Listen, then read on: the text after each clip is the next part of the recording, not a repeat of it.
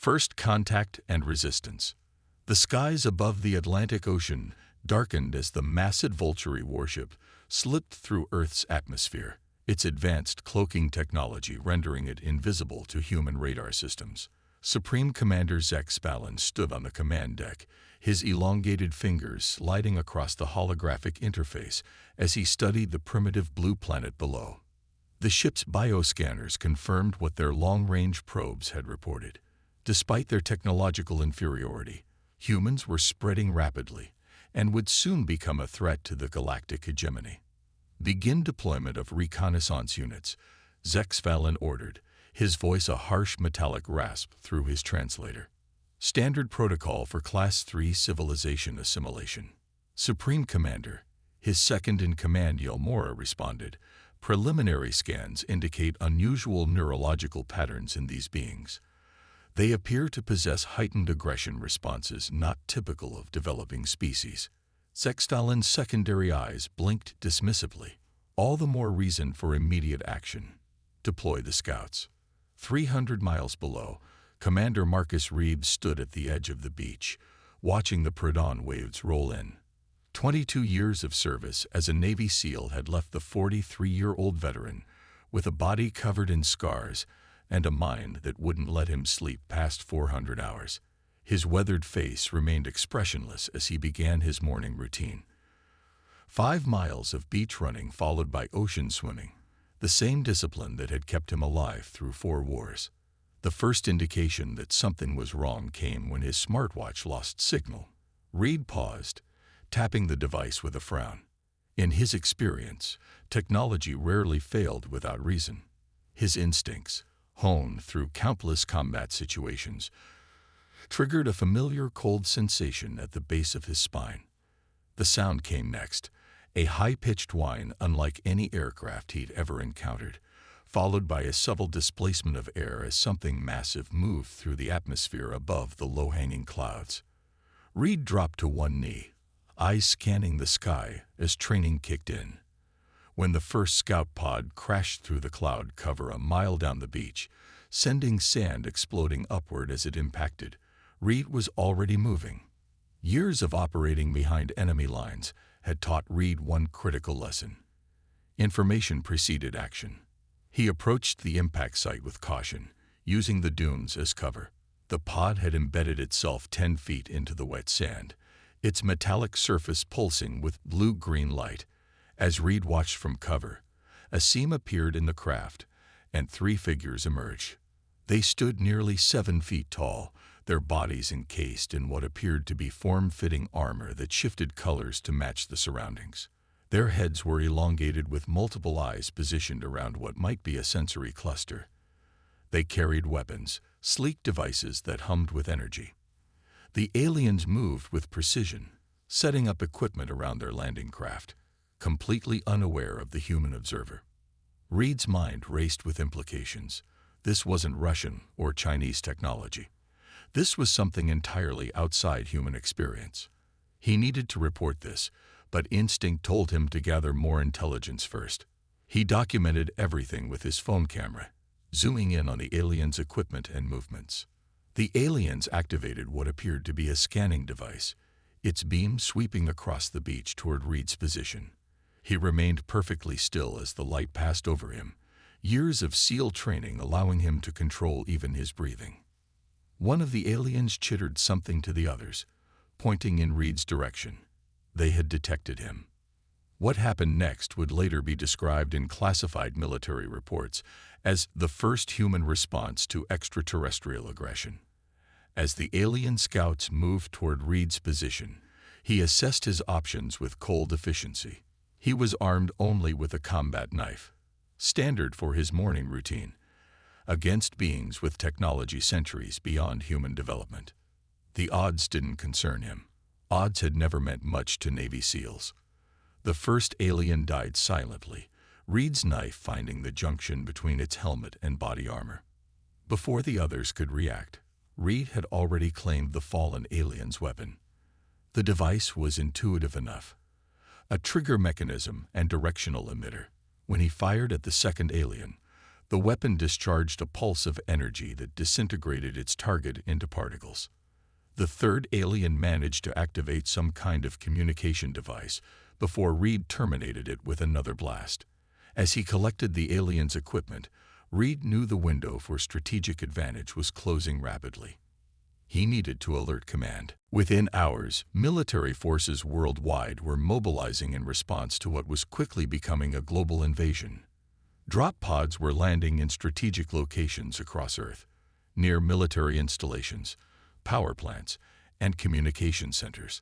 The Vulturi were following classic invasion protocol for primitive worlds: eliminate defensive capabilities first, then communication infrastructure. What they hadn't accounted for was humanity's decentralized command structure and, more importantly, their tenacity when faced with extinction.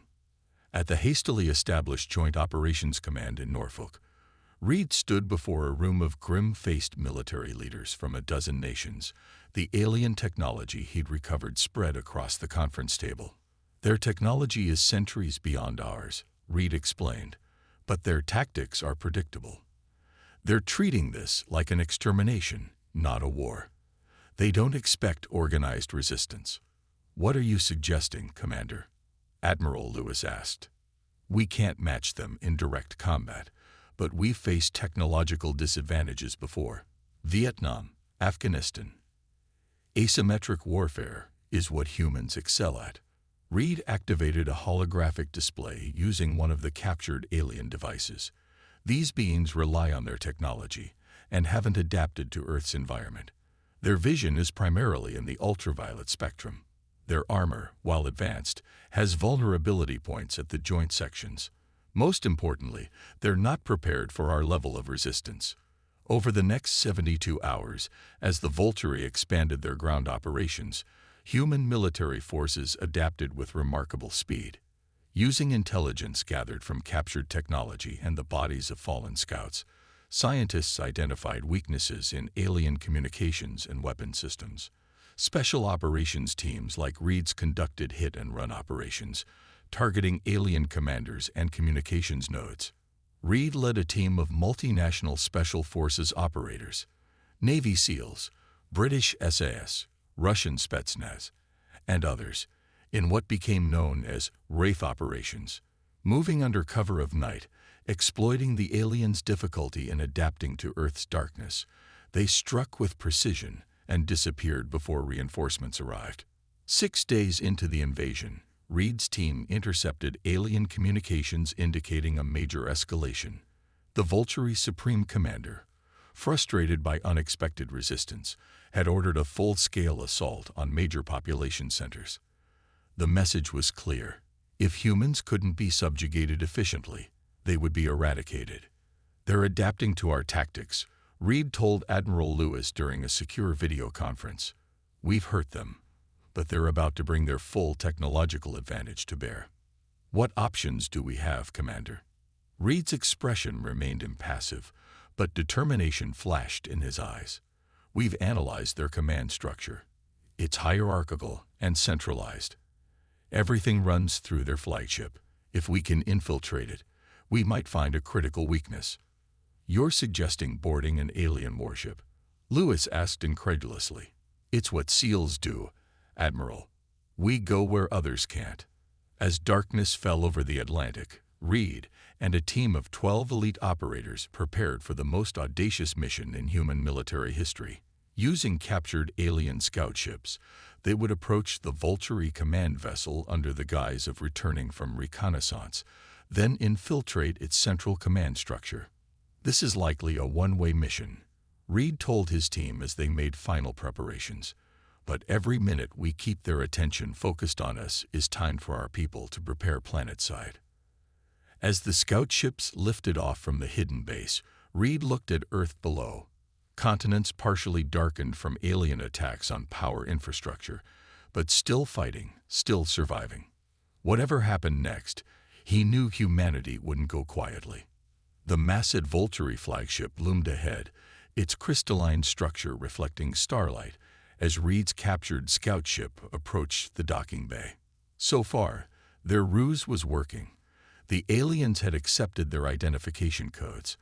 As they landed among hundreds of similar craft, Reed's team prepared for the next phase, infiltration of the command deck.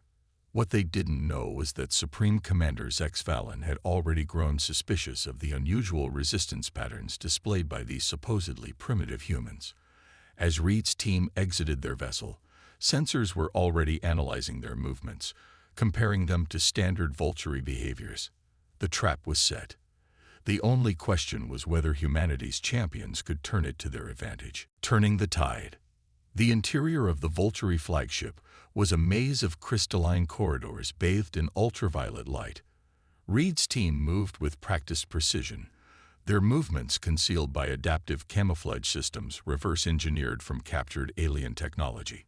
Each operator carried modified alien weapons, now calibrated to human neural patterns. "Command deck is 5 levels up," murmured Lieutenant Zhao, the team's communications specialist who had spent the past week deciphering alien navigational systems. But security protocols increase exponentially with each level. Reed nodded, scanning the corridor ahead. "We stick to the plan. Plant the disruptors at key junction points, then push to the command center while their systems are compromised." The disruptors were humanity's first technological countermeasure against the Vulture. Devices that exploited a vulnerability in alien quantum communication networks discovered by analyzing captured equipment. Scientists theorized they would create temporary blind spots in the aliens' internal security systems. As the team reached a major junction, Sergeant Miller deployed the first disruptor. The effect was immediate. Nearby monitoring systems flickered and alien crew members in the vicinity clutched at their communication devices in obvious confusion. "Move now," Reed ordered. The team split into pre-assigned groups, advancing through the momentarily unmonitored corridors toward the ship's central control systems. They made it 3 levels before the advantage of surprise evaporated. "Intruder alert in sectors 7 through 9. An alien voice echoed through the ship's communication system. Unauthorized biological signatures detected. Reed's team encountered the first organized resistance at a security checkpoint. 5 Vulture soldiers with weapons drawn. The firefight was brief but intense, energy weapons discharging in brilliant flashes that temporarily overloaded the humans' adapted night vision. "We've lost the element of surprise," Reed communicated to his scattered team as they regrouped. "Shift to Plan Delta." Plan Delta was the contingency they had hoped to avoid. A direct assault on the ship's central power distribution node rather than its command center. Less finesse, more destruction.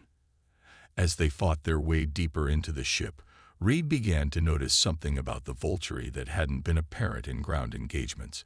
Despite their technological superiority, the aliens lacked tactical flexibility. They followed protocols rigidly, responding to human adaptations with increasing confusion.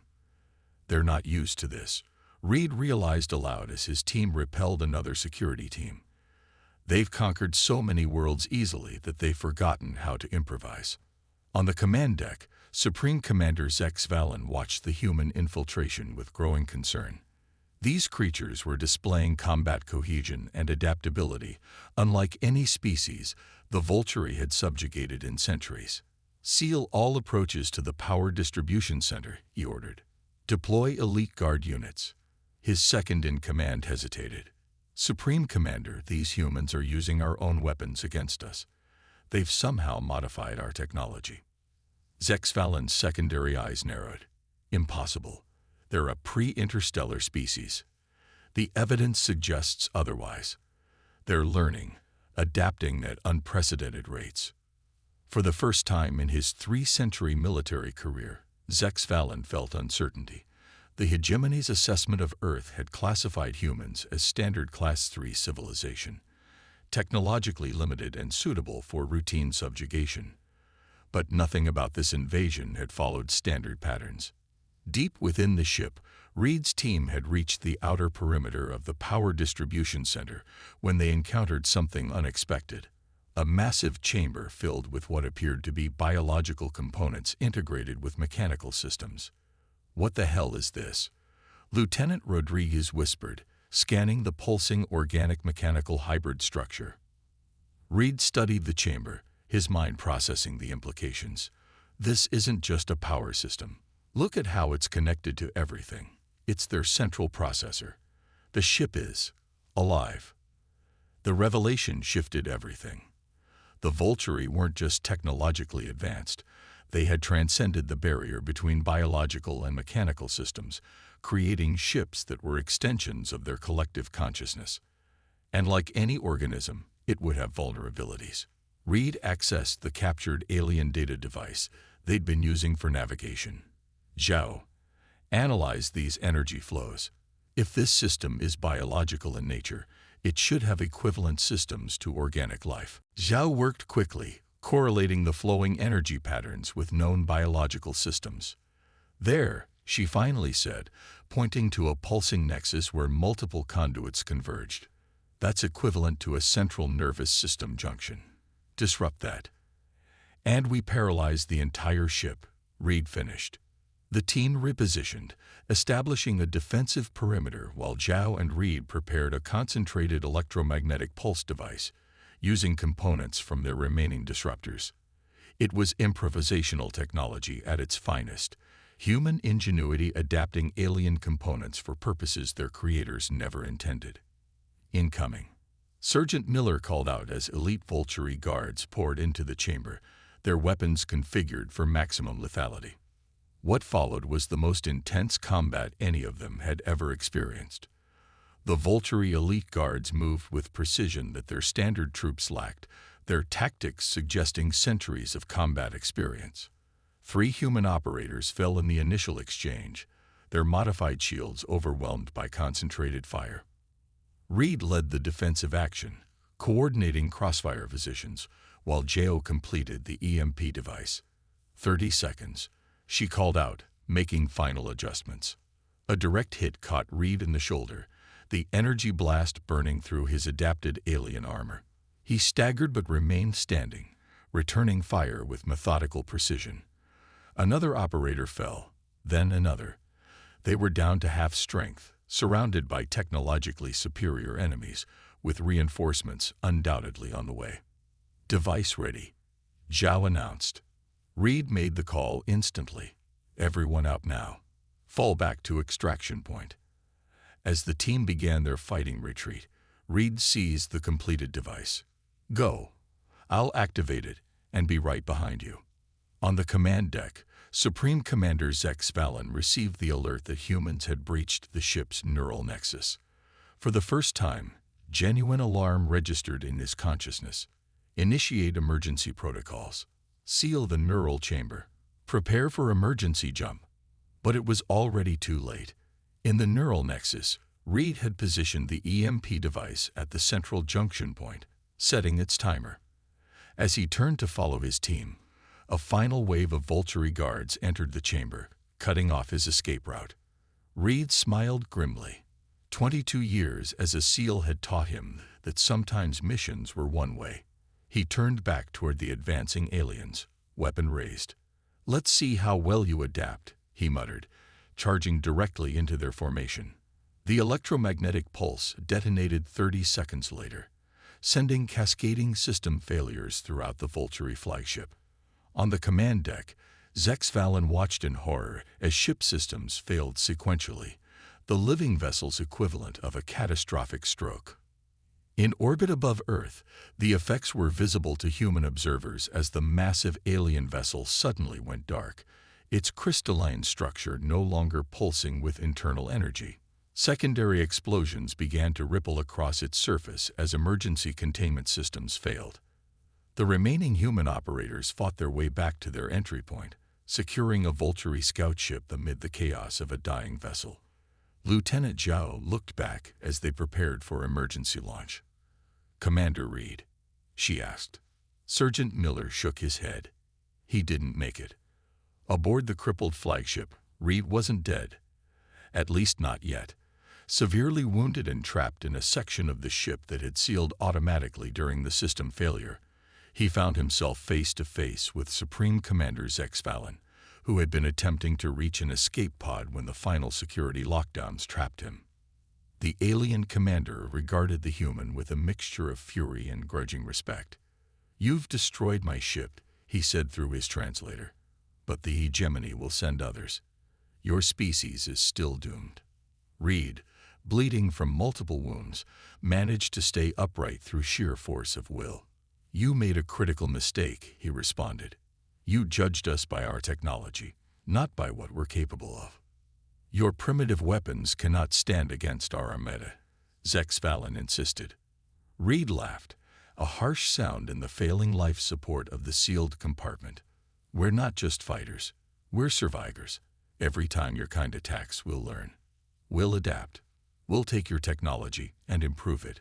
Around them, the ship shuddered as critical systems continued to fail. "The hegemony has conquered 1,000 worlds," Zexfallen said, his translator conveying diminishing confidence.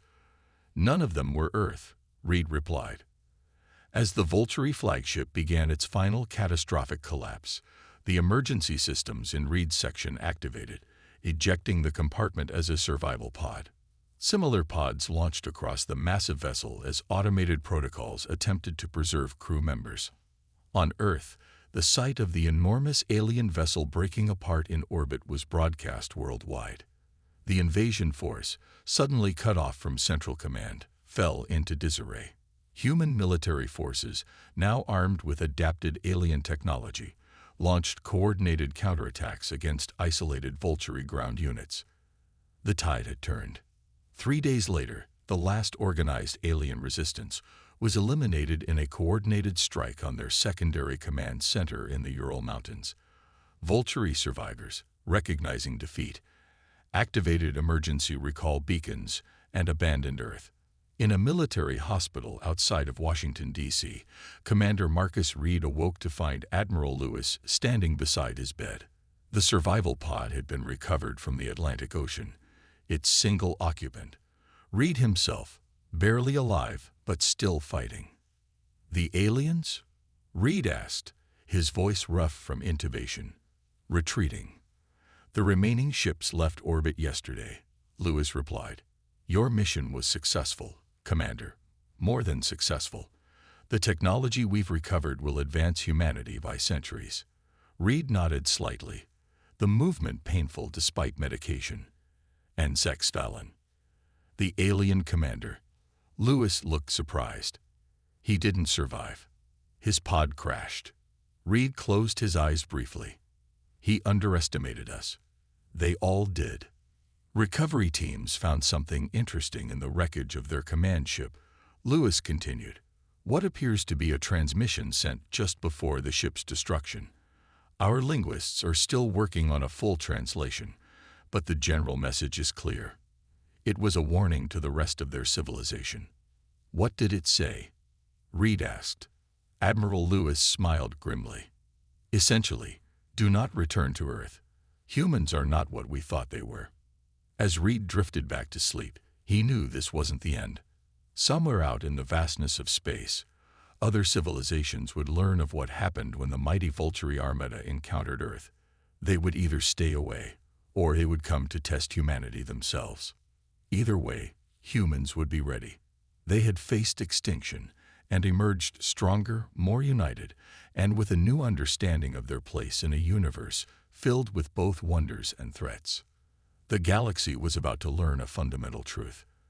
When pushed to the edge of extinction, humanity doesn't just fight back, it evolves.